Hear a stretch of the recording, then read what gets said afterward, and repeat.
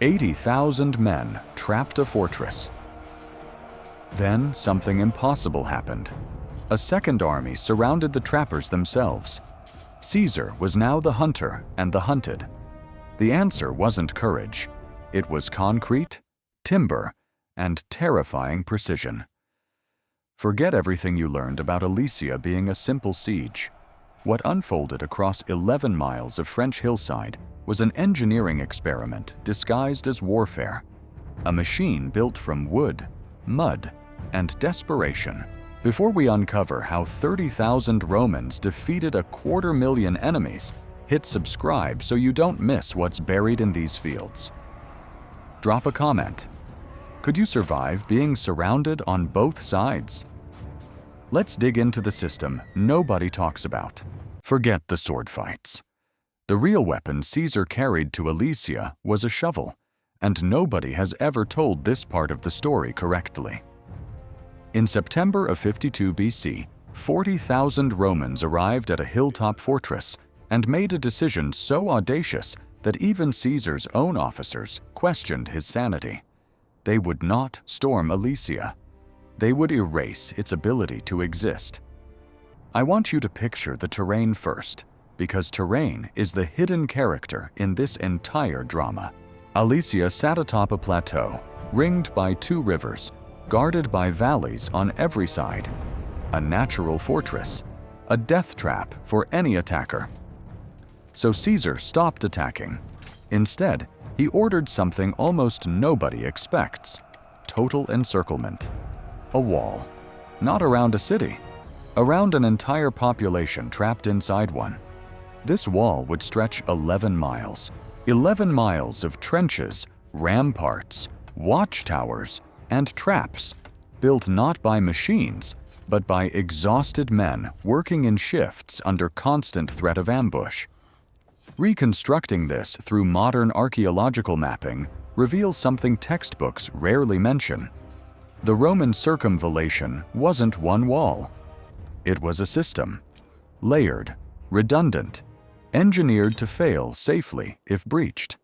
Sharpened stakes hidden in pits, spiked logs buried beneath grass, iron hooks concealed in the earth itself. The Romans called these devices lilies and spurs, and stepping on one meant a slow, agonizing death. Every obstacle had a purpose: slow the enemy down long enough for Roman soldiers to react. But here's the detail that changes everything. Caesar wasn't just walling in Vercingetorix's army. He was preparing for an enemy that hadn't even arrived yet. Here's the twist Roman propaganda buried for centuries.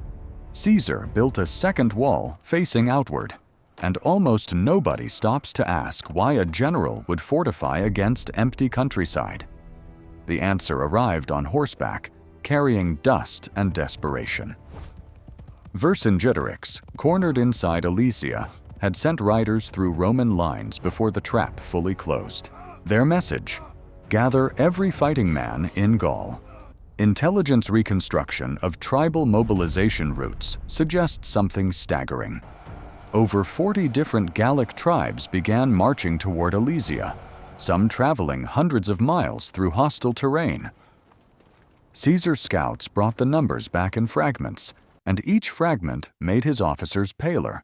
Estimates ranged wildly, but even conservative counts suggested a relief force larger than his own entire army. So Caesar made a decision that separates competent commanders from historical legends. He doubled his labor. A second wall, facing the opposite direction, stretching another 13 miles around his own men. Contravallation, historians call it. A wall against the world, built while an enemy army still occupied the fortress at his back. Picture the psychological weight of this. Roman soldiers dug fortifications while glancing over their shoulders at Gallic warriors watching silently from Alesia's ramparts. Every trench dug, every stake sharpened, happened under 2 simultaneous threats: starvation from within, annihilation from without. Modern engineering analysis of the site reveals redundant defensive layers unlike anything else documented in the ancient world. Ditches filled with river water, angled palisades, and elevated platforms for archers. Caesar had built a fortress with no true rear, and somewhere beyond the horizon, that unprecedented gamble was about to be tested. Inside Alesia, a different war had already begun. One fought not with swords, but with arithmetic, and the numbers were turning against everyone trapped there. 80,000 warriors and civilians occupied a fortress never designed to feed that many mouths. Grain reserves, calculated for a smaller garrison, were vanishing at a terrifying rate. Critias, the Gallic commander left in charge of rationing, faced an impossible calculation.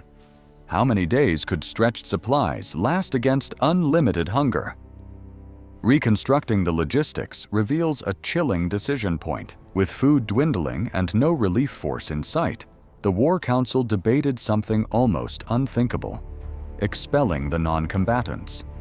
Women, children, and the elderly were forced from the gates, sent toward Roman lines in a desperate gamble that Caesar might let them pass through to safety. He didn't. Caesar ordered his men to refuse entry, leaving these civilians trapped in the no man's land between two walls, neither side willing to feed them. This single decision, largely omitted from popular retellings, exposes the brutal mathematics of siege warfare. Mercy itself became a weapon calculated for maximum psychological damage. Inside the fortress, morale cracked further with each passing day. Warriors who had sworn loyalty to Vercingetorix now whispered doubts in the darkness. Meanwhile, Roman engineers continued reinforcing their double ring, unaware that the true test of their fortifications was still days away. Somewhere beyond the hills, a Gallic relief army numbering in the hundreds of thousands was finally converging on Alesia, and the starvation equation was about to collide with an entirely different kind of catastrophe. Now, the machine Caesar built faces its final exam, and the grading is written in blood, because theory and battlefield reality rarely agree. The Gallic relief force arrived like a tidal wave breaking against stone, their numbers so vast that Roman scouts reportedly struggled to see where the formations ended. Reconstructing troop positioning through terrain analysis reveals Caesar's true genius wasn't courage under pressure. It was the invisible architecture he'd spent weeks perfecting before anyone attacked. His double wall meant Roman soldiers could rotate between defensive positions, resting exhausted units while fresh legions absorbed each assault. A system of relief, mirroring the very siege itself. Watchtowers spaced along the fortifications allowed signal fires to communicate danger points instantly, letting commanders redirect reserves within minutes rather than hours. When the Gauls attacked simultaneously from outside and Vercingetorix's warriors surged from within Alesia, Roman forces faced the exact nightmare scenario Caesar had engineered against for weeks. Cavalry units, positioned in concealed gaps along the outer wall, waited for precise moments to strike exposed flanks, a tactic requiring inhuman discipline under chaos. Historical accounts describe Caesar himself riding along the lines in a distinctive red cloak, a visible anchor point that steadied wavering soldiers during the empire's most dangerous hours. Logistics reconstruction shows something remarkable. Despite fighting on two fronts simultaneously, Roman supply lines for weapons and reinforcements never fully collapsed, a testament to redundant planning most retellings ignore. But even the most brilliant system has a breaking point, and somewhere along those 11 miles, that breaking point was approaching faster than anyone could calculate. Every system built by human hands eventually reaches its breaking point, and along the Roman fortifications, that moment arrived with a silence that terrified veteran soldiers more than any battle cry. Reconstructing the final assault through terrain modeling reveals the Gauls had discovered something Roman engineers feared most: a single weak point where the wall's elevation dipped near marshy ground. Vercassivellaunus, cousin to Vercingetorix, led 60,000 hand-picked warriors toward this exact vulnerability, striking simultaneously as Gallic forces inside Alesia launched their own desperate breakout attempt. For hours, the entire architecture Caesar had spent weeks perfecting hung by a single thread, one collapsed section away from total catastrophe on both fronts at once. Labienus, commanding the threatened sector, sent urgent riders through chaos and smoke, requesting immediate reinforcement before the line dissolved entirely. Caesar's response reveals the hidden system behind his legend: a mobile reserve force, cavalry held back specifically for this unpredictable moment, now released in a calculated gamble. Wearing his recognizable scarlet cloak, Caesar personally led these reserves around the fortification's exterior, striking the Gallic relief force from an angle they never anticipated. This flanking maneuver, executed with almost inhuman timing, shattered enemy morale within minutes.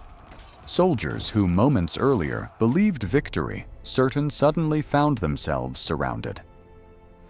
Reconstructing casualty patterns from archaeological evidence suggests the collapse was swift and total. The relief army scattered, abandoning weapons, supplies, and any hope of breaking Caesar's engineered trap. Inside Alesia, Vercingetorix watched his last hope dissolve into the countryside. And somewhere in that silence, Gaul's fate and Rome's future had already been decided. Alesia wasn't won by superior swords or braver hearts. It was won by an idea most armies never consider: that walls could face two directions at once, turning defense into the deadliest offense in ancient history. Vercingetorix surrendered days later, laying down his weapons before Caesar in a moment that ended Gallic independence and reshaped the future of an entire continent. The hidden system beneath this siege, invisible, engineered, relentless, proved that history's greatest victories often belong not to the strongest, but to those who build what others never see coming.